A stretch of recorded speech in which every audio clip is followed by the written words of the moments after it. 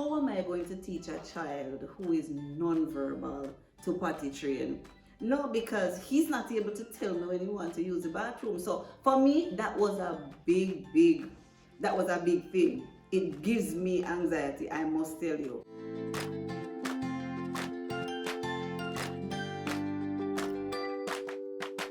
Welcome back to our channel, and thank you once again for joining us in this another day in the life of living on Autistic Edge. I am Terry and Elaine, proud autism mom, and we are here to share with you tips and tricks of how we navigate through our journey right here on Autistic Edge.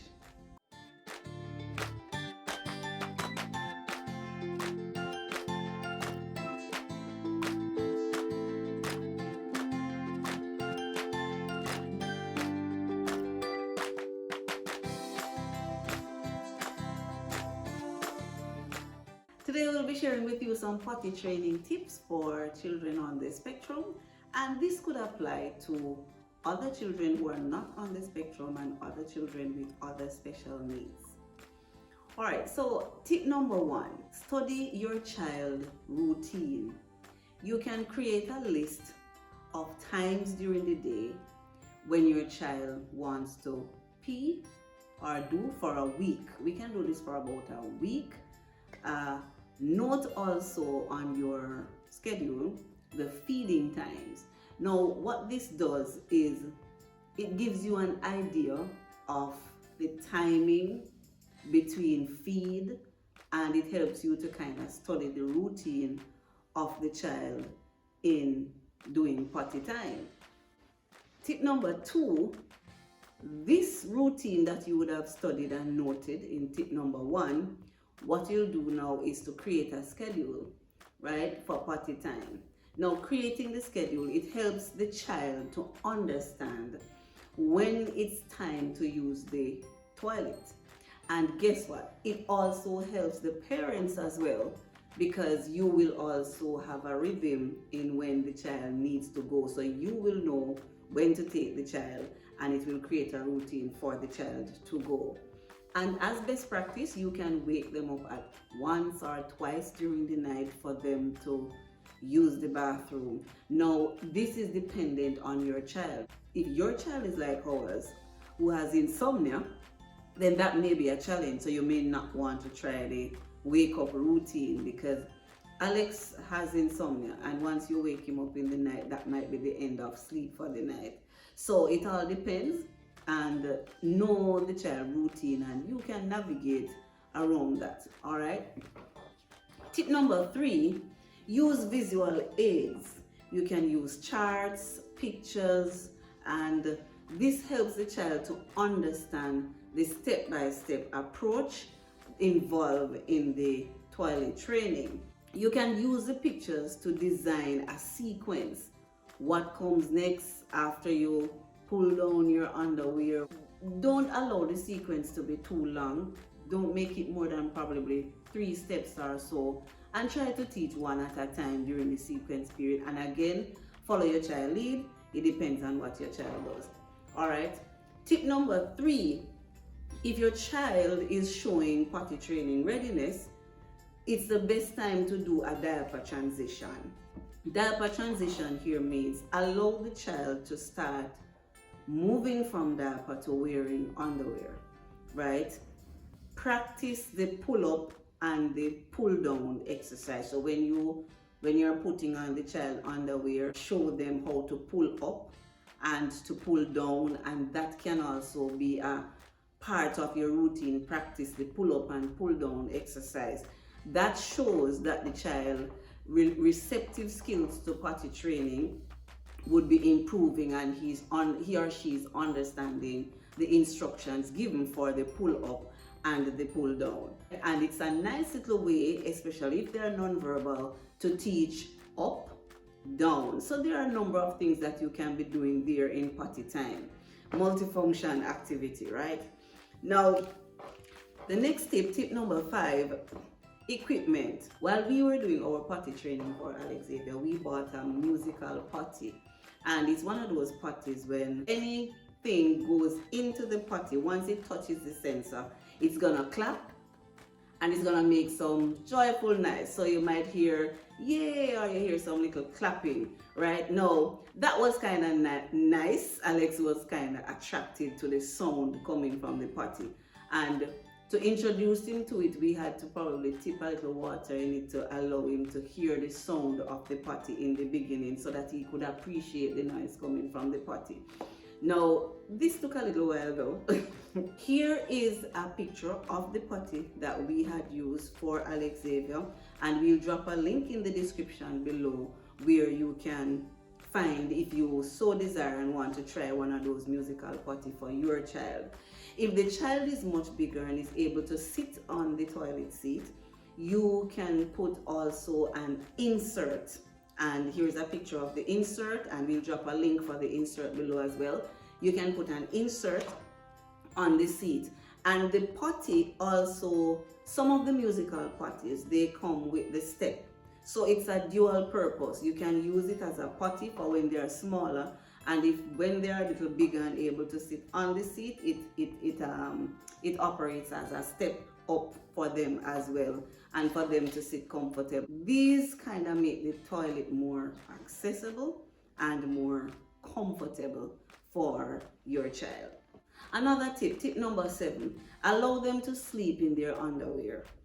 Now, if you're one of those parents like me, I was just very panicky when I need to put Alex in the bed in his underwear. Now, my caregiver, I must say this, my caregiver, Auntie Cheryl, big up yourself. My caregiver was very instrumental at the time in doing this potty training exercise. I wasn't prepared for it any at all. My concern and my big question is, how am I going to teach a child who is non-verbal to potty train? No, because he's not able to tell me when he wants to use the bathroom. So for me, that was a big thing. It gives me anxiety, I must tell you. But after going through it and see where we are now, it is possible, all right? You know, Auntie Cheryl would normally say, put the boy in his brief.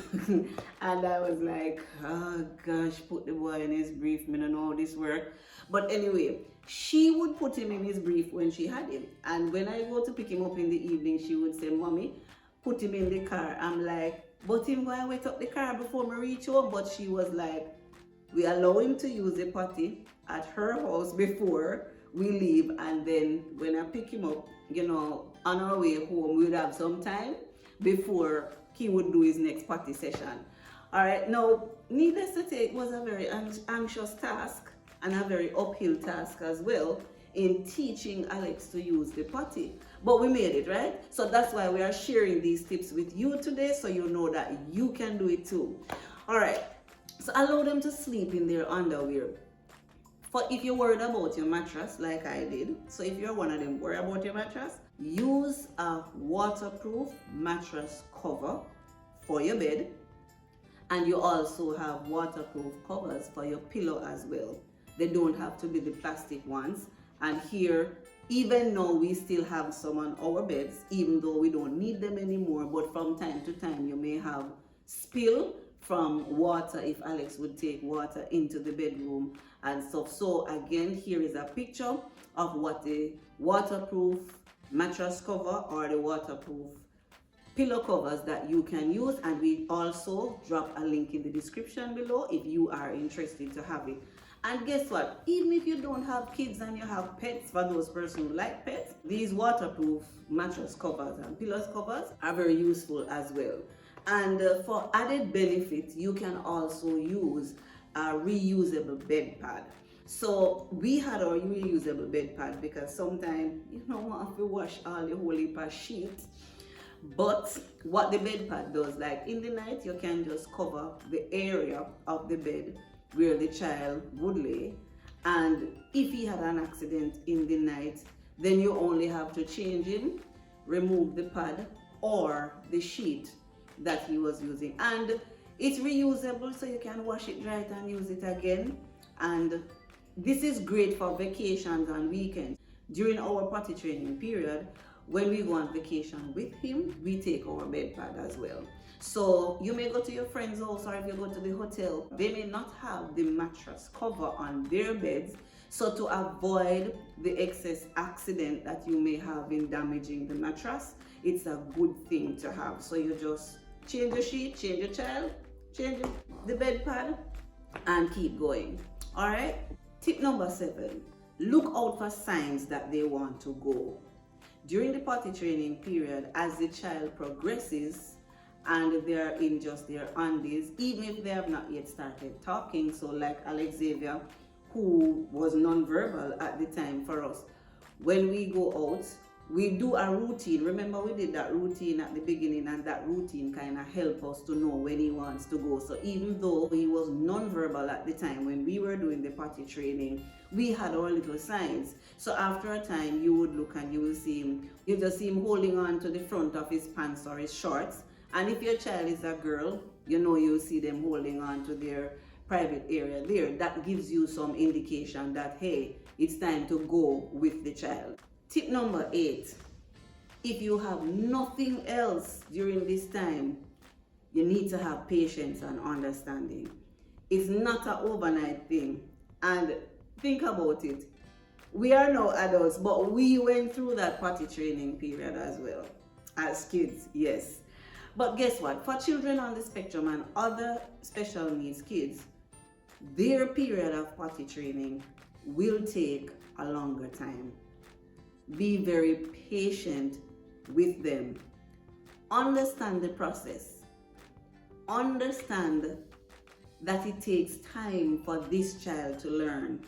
Be prepared for accidents. Be prepared for accidents and setbacks. Yes, this will come. It's a part of the process. Remain patient, remain supportive throughout this process. Tip number 9, use positive reinforcement during this time. You can use like stickers, you can give a little praise, you can give even small rewards, encourage the child. And guess what? Cheer them along. Use positive words during this time. So sometimes you may have some accidents, and guess what? Some of these accidents happens at time when you are just tired and have had enough for a day. But still exercise some patience and understanding with your child. Don't go shouting at the child and say, you know you shouldn't pee on the floor and you know where to find the bathroom and all that kind of stuff. Nah. Instead, we can give the child a cheer, because peradventure they will pull down the undie and they will do it right there on the floor. You can give some credit for that as well. So rather than shouting at the child, you could do something like, uh-oh, or oh no, you know, it's an accident. But the good thing is they knew how to pull down. It's just that they didn't make it to the bathroom. So try and be positive about it. Even though you may have these accidents, try to pick the positive outside of these little scenarios. Tip number 10, I will never leave without telling you, seek professional guidance. So if you are trying for extensive period and you realize that this is just not happening, if the child is showing no improvement whatsoever, then you may want to talk to your pediatrician about it. And if you're working with an occupational therapist, they can design something that is more specific for your child, or they may be able to give you some more strategies to be able to assist you in this process. But again, remember, no two children are alike. So be patient with your children and be patient with yourself. Thank you once again for joining us in this another day in the life of living on Autistic Edge. Don't forget to like, comment, share, and make sure you subscribe so the next time we put out another content, you will be notified.